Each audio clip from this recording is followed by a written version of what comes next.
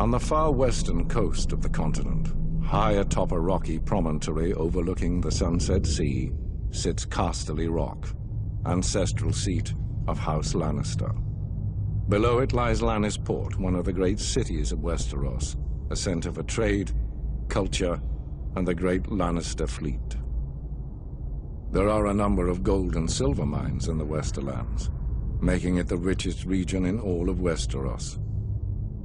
One of the most productive mines lies beneath Casterly Rock itself, making House Lannister the wealthiest of all the noble houses. This allows House Lannister to finance many endeavors of other noble houses. Even the king himself has sought credit from Casterly Rock from time to time.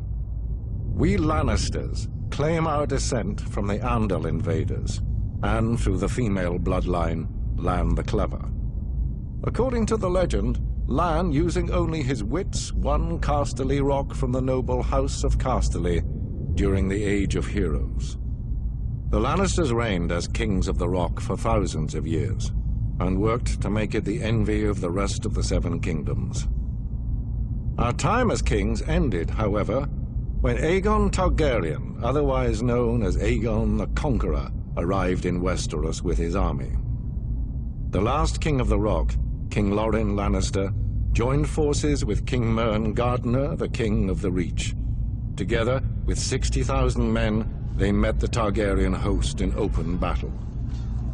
History tells us that Aegon unleashed all 3 of his dragons, slaughtering 4,000 men at what came to be known as the Field of Fire. King Mern himself was burned alive that day, and House Gardener turned to ash with him. Seeing both the threat and opportunity the Targaryens represented, Loren wisely surrendered and aided Aegon in his further conquest of Westeros.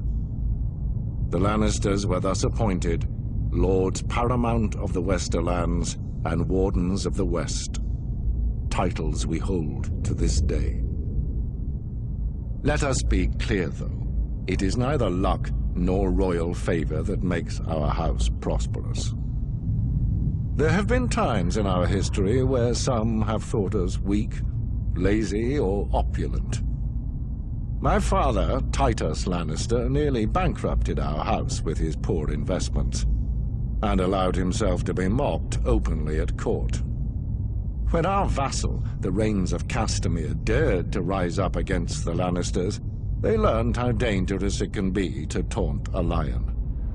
I, Tywin Lannister, led the assault on Castamere to put down this rebellion.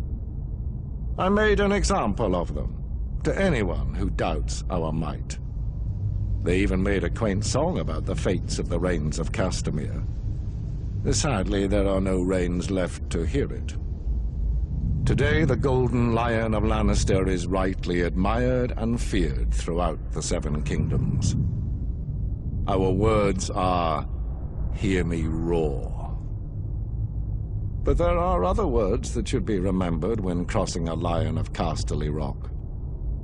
A Lannister always pays his debts.